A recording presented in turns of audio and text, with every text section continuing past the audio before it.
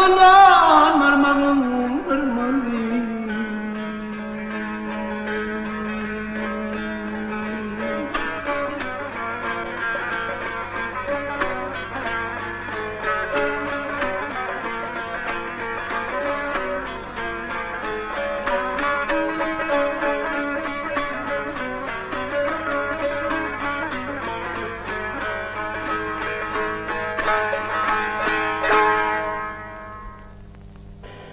Ümrüm tüveleme tüs ödümünü Huday veren adam mi? Arada pende varanda bizim öyümüde de vardı. Bizim ne öyümüde varsa bizim maşgalamız, bağsılar maşgalası. Ehlisi diyen yani çağaların, sağdan aydımdan başlık yani. Menin ehli bilyan zatlarım hem mağlı teponu hem deptere yazı vardı. Onun şol ortada men kakımdan kalan dutar vardı. O dutarga yasalananı 70 yıl oldudur. Sonam gözüm başım baylap merin alıp gidecek mudavvere ezakka deyip yalvarıp şeyle dile baya adam da. Ol ömür dilen adam öyle şöyle gepla uğrasa sana hadidirmenin boyuna oğlum. Ol böylerek bolsa öýüňde garry urtyň bolsa mudavver deyip bile almany hiç tatsa da biler ýaller.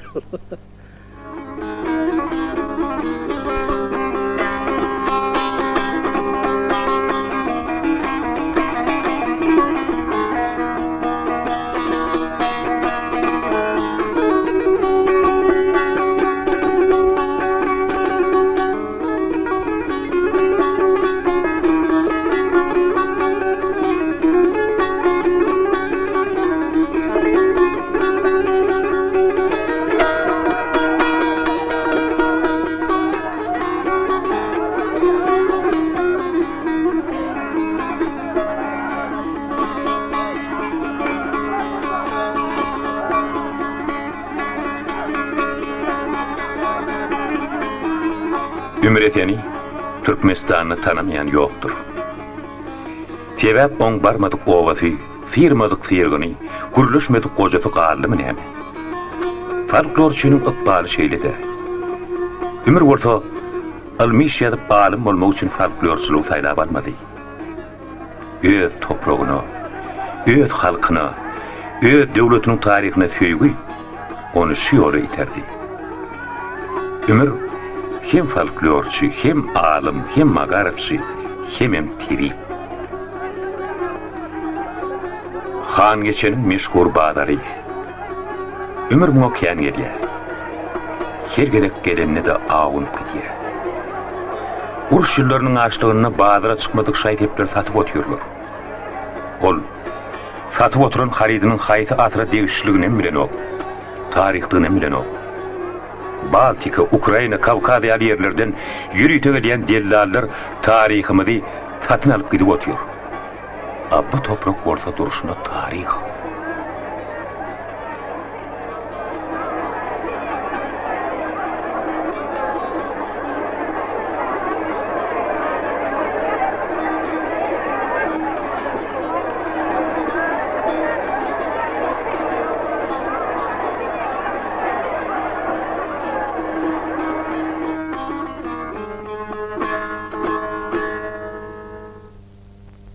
Marı toprağı kadimi toprak. Marı toprağı ören ulu tarihini öz süngünü saklayan toprak. Haçanla Çingiz Han'ın orduları onu çözünçe otay alimlerin merkezi, fikir alışan yerleri, fikir paylaşan künce oluptur. Emma 1221. yılın 25. fevralında Çingiz Han'ın orduları Mara dökülüp Mar'da 1.300.000 adamın başına yetiştir. Şehidimem Çingiz Han'ın yeşerleri bu tayda neyse yaşadıklarça şu tayda kitaphaneleri oda salıp nahar tayarlaptırlar, çay kaynatıptırlar, yer uğurlarını ulanıptırlar. Onlar kitaphanelerin yoğuna yarıptırlar diyen bağlamazlar. Emma halkın tarihi, halkın geçmişi hiç açan yanmayar, yoğu çıkmayar. Ana sol münaziletlem adamlar halkın tarihi yitmel değildir. Onu ele salmak nesillerin borcudur. Ana sol münaziletlem bizim hemmemlik yüreğimizin yılısı bilen yerin astındanım, yerin üstündanım Mar'da yoğa çıktı diyen sol kitapları gözlemek için tagalla etmemiz farz hem zarurluktur. Bizim aydan ağrı günden durgayılanmalın gelinemizin şahiplerine bir sıyıl kılsanızlar. Olur in ıncık kişinin gözünün yağını gözüne bağlat durundu. Yine gelinimizin kubbası aktırmadı. Bu asliyetinle yiğitlerin kellesine sevoştegeyen cevher kulağıdır.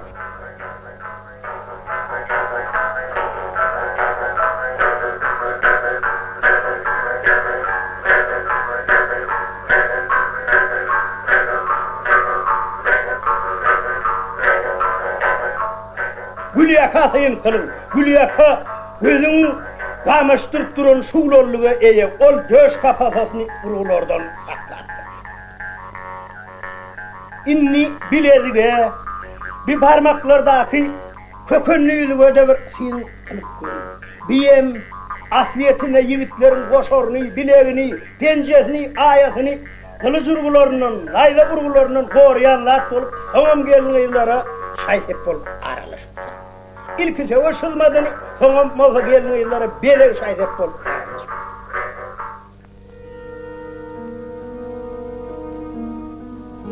Egerde Çingiz Han'ın yabanı yığını Maru Şahu Cahana, Beyik Harezime, Maşat Mesriyana, Şehir İslam'a dökülmedik bortadı. Onunla Türkmen halkı, dünya sivilizasiyasının tuğ götürciti olurdu. Onların arasının ihtiyaç kitaphaneleri olmalı. Ata-babalarımız kıyın fırsatlı kitaplarını adam caylan yali, caylaptırlarak vedin. Şol uruştan son halkımız köp yıllar öğünü alıp bilmedi. Göçün göçtü, kaçan kaçtı, şeydibim tarih dargadı. Tarihi, rivayetlerden, yaşıllığın gurrunlarının, köyünü hikayetleri yanadan diklemeli. Komşu devletlerin arşivlerinden aktarmalı. Bizim şahit heplenmedim, halıdaki keçedeki göllerim, ata-babalarımızın bize yadıp giden hata ahırı.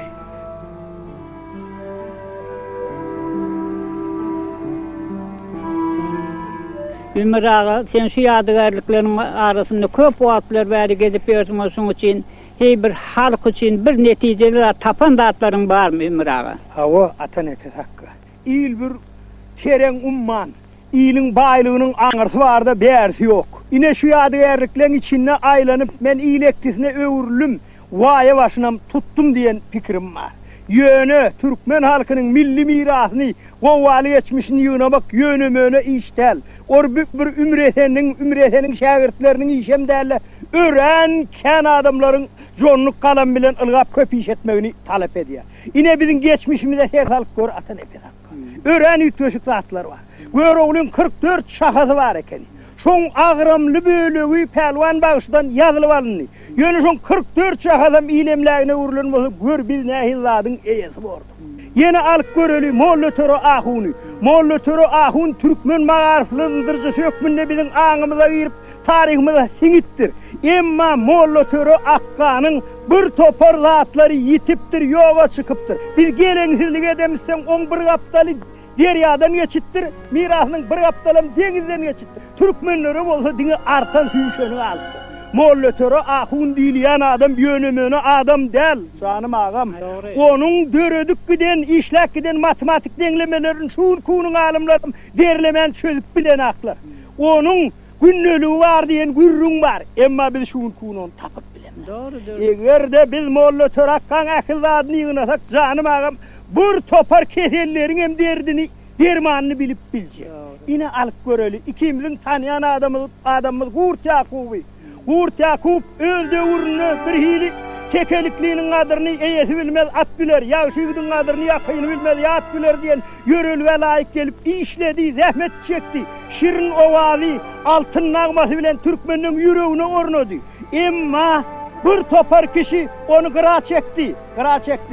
Şeydi ben Hurt Yakup'un özü dir vaktini onun kendi zatları unudullu.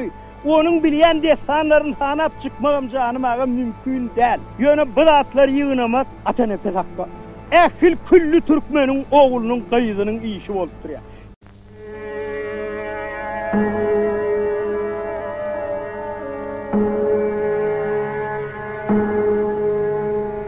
Ömürün eret alın yazgılarına kadimiyette Türkmenlerin ören figürşün halk bolunluğu barada maglumat var.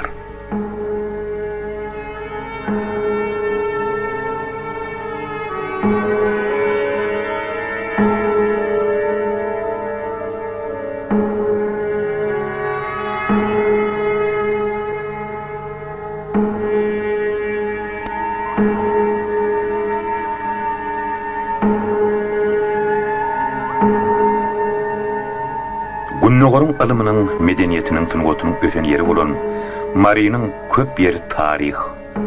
On kadırını ömür biliye. Halkam, ömrüm kadırını biliye. Yerden çıkan ömrümkü deyip, yerden daha çıksa, ya bir Arap hatınına kitap tapsa, her kim onu elin eltip beriye.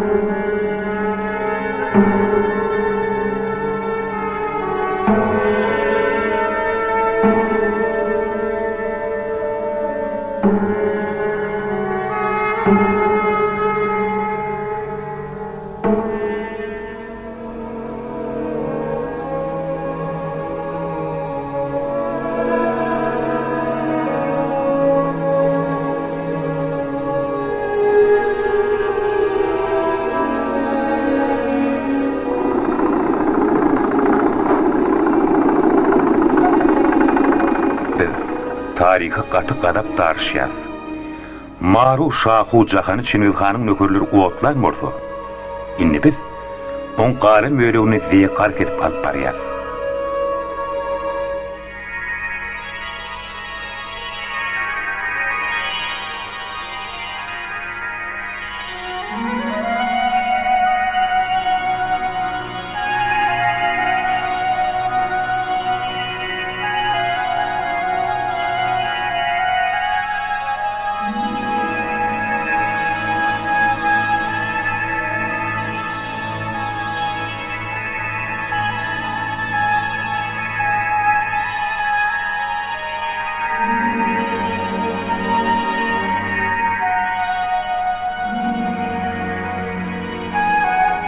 Ömür tarih hükmünü, özünden köp bileyenlerden ömür öğrenip diyor.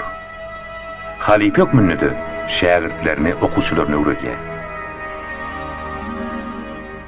Göroğlu eposu, Türkmen halkının kahramançılıklı eposu. Bir eposu, bizim ata-babalarımızın geçen asırlarda ulanan söğüş yaragıları hakkında öğren azaplık bilen söz açılıyor.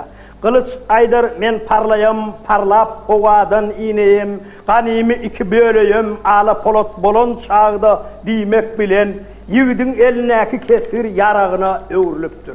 Türkmen kılıcının eğirliği nemeden, Türkmen atları yıldırım teyirliği bilen atılıp bariyaka bıganimi uzadılarını, ata persiyensiz edil suyal olup kesik gitmeye, yürüytü yatılıp eğri edilip. Türkmen kılıçlarının biri sıyırma kılıç. Bir sıyırma kılıç. Yiğit bunu belinden alıp sıyırıp ganima salya. Yine biri düğürme kılıç. Ol ören maşyok polottan yasılıp ol biyle kuş oluyor. Yine bir kılıç var. Ona simaplı kılıç değil ya. Simaplı kılıç. Şu kılıcın içi iki kat oluyor. İçine de simap koyuluyor. Haçanına şey edip ganima gelen halatına simap berik akyadı. Elin kuvatını köpel diye Hasan'la şeyle salınan halatını on kestirliği artıya.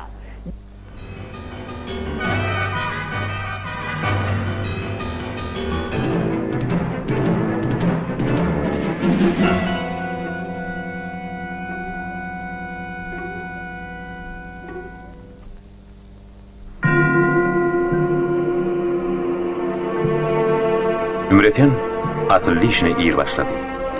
Gariplik yararlı okuğa gidip bilmeyen, traktör türeyen mahalleler muzeyin ilkinci eksponatlarını yığına başladı. Gayvanı yukarı bilim aldı. Traktörçü mahalle bir ordiyanın, Muğollum mahalle yeni bir ordiyanın, folklorçu olup SSR'ın devlet bayrağının eyeti oldu. Ömrün muzeyi deyleyen inni tutuş Marı velayetinin muzeyi. Bir yere mektepler gerekli okuçular tiyakat alıp geliyor. Ömür orta olara tabak veriyor. tutuş tarihin içinden geçen tarih sapağının ümmeti başka. Ömür halkımızın gitip baryan atalar sözlerinin, nakıllarının, erteklerinin, rovayetlerinin bir müngörçesini yığnadı. Tarihin katından en şeme şahirler çıkardı. Ömürdüne baylıkları altaran ok. Ol tarihten Türkmençilik altar ya. Onun gönlün gönü yaş nefle geçir ya.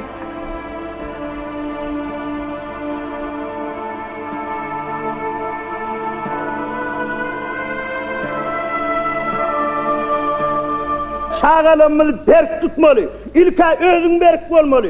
On zaman çağan berk tutmalı. Eğer özün günne ondan zaman 2 saat yatyan bolsam, ayağına genişmen giyeceğim yityan bolsam, çağan tervelep olmaz.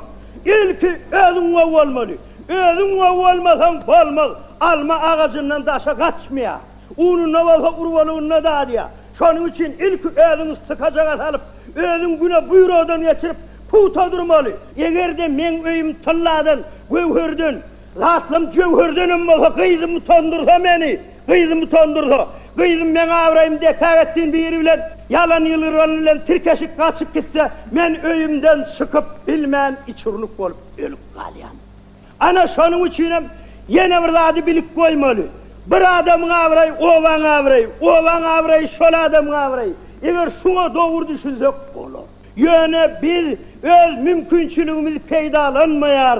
Ana şu münasibetlem, menin murgaplıma karşılım, ören berk durmalı, ören cehriye durmalı.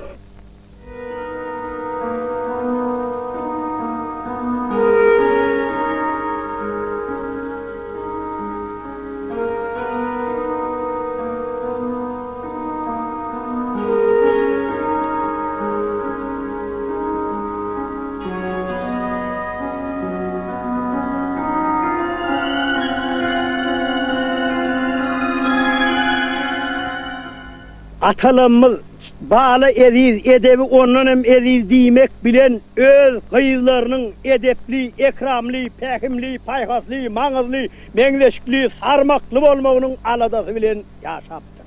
Ol öz kıyızlarını gözünün göreceği halı görüptür, elinin ayasında saklaptır. Şonun bilen birlikte de kıyız oğlana 40 yerden kızı biri kırnak, biri kul deyip, onları ören zabuğunda araşıp, onlar oğlanlığına ottan geçirip gelecekte islenlik kıyınçılığın karşısına durmağı, tayyar adamla hükmünde yetiştirmeyi, yüreğinin arzu hükmünde öne sürüptür. Onha kadırlı kıyızlam, seyredin şu hali.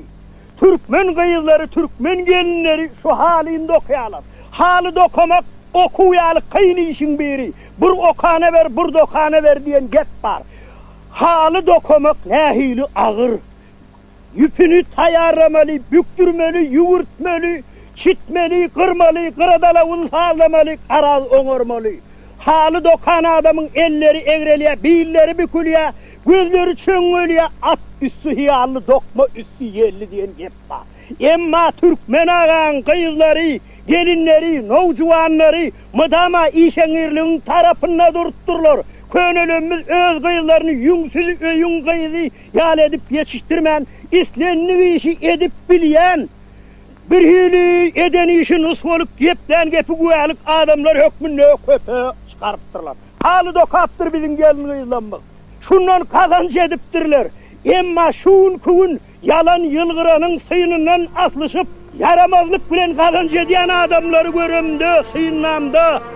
Men gen alyan. Türkmen ağan nesil ulgamının ehli maşgaleleri, birinci novatta da kıyız gelinleri sayhallı olmalı, arasla olmalı.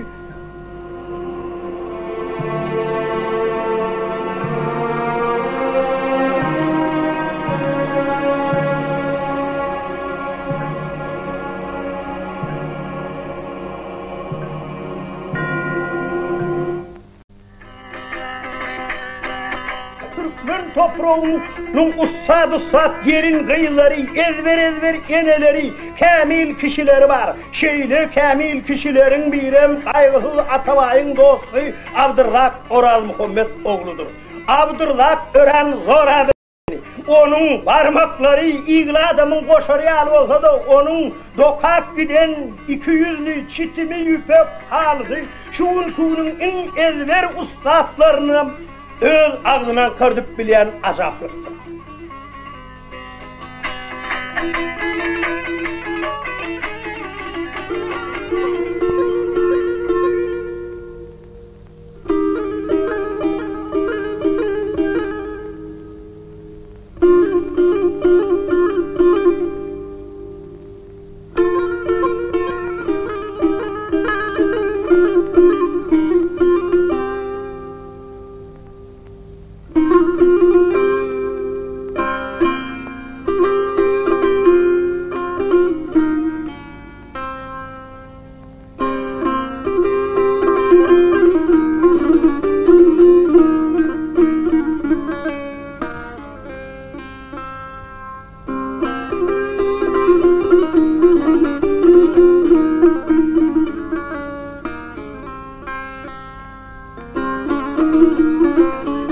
Totalitar sistemada biz tarihimizde kän ünferip bilmedik. Herhal soňky ýyllar halkymyz öz tarihini öwrenmäge erjellik bilen ýapyşdy. Ümrüň şägirtleri döwletimiziň ähli etraplaryna, owalaryna muzey açyp tarihi öwrenmäge başladylar. Ümrü bilen ümmülleşip könäniň ışygyna düşen ýazgy Ahmet Han Murat öz halipatyny juda fiýleýär. Ümre sen mahal ben yanıma gelip gör, Ahmet Han yürüyüşe gidelim diyemesi var. Ana bir sefer 86. yılın Tomsu'da gerek gittik, yürüyüşe gittik.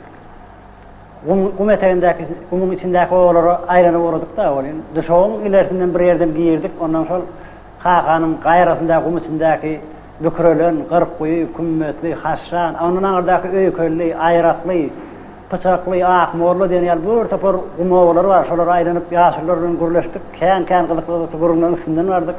Kumum ne mi? Tomus'un içinde hovur, canını alıp var ya, benim yensiz köynekli gittirin. O ümrakka o sol beret bu yağdaylar ol, evine postunu yani alıp güttü geyiptir. Yanının içinden geçeceğini biliptir. Ben usurgap, kâta edil, yıkılara geliyatla. Orayını şeydik ümrakka, dedi yütüsük sözler ayıp tapan gurunlarını kanatlandırıp, ümrindirip var ya da gurunu. Yaşırların arasına bardık. Ondan ya da usurgap gelip kaka yetip mene katın yasa olup yıkılıp diyen yana aldım, ben keselhana girmeli oldum. Ümrakka olsa sol bir elcerli Ahmet Can'ın yalı işte yol var sol moldur deyip bırakmadan açtı. Mene kıbla terek etmeli, senin sağ salamat olup deyip öteye gitti. Yol kalimat oranı. Yani Ümrakkan sunmağla kesetler oldu. Yani ütüs hayran alıp verme lazım da onu.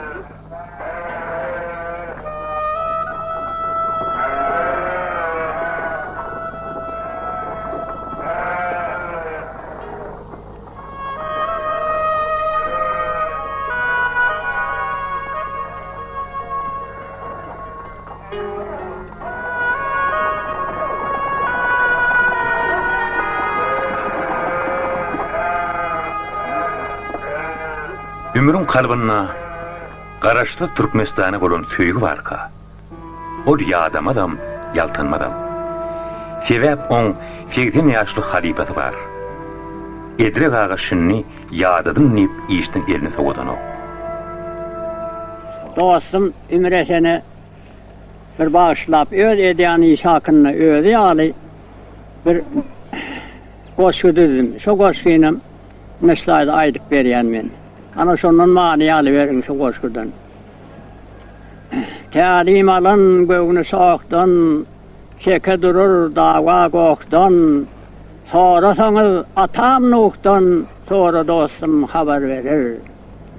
Tapmasa depter katından, taş olsa kasap satından, ağtarıp yerin katından, sonra dostum haber verir. Haberdardır dağ düzünden, dinleyip kanmarsın sesinden, bileydiysen yeryüzünden, sonra dostum haber verir. İlk başta geden döwri, adam atan kimdi hövri, hiç kim bilmez yoktur savri, sonra dostum haber verir. İlin söyün ârin âri, baki asar mı dam diri, 360 evliya piri, sonra dostum haber verir.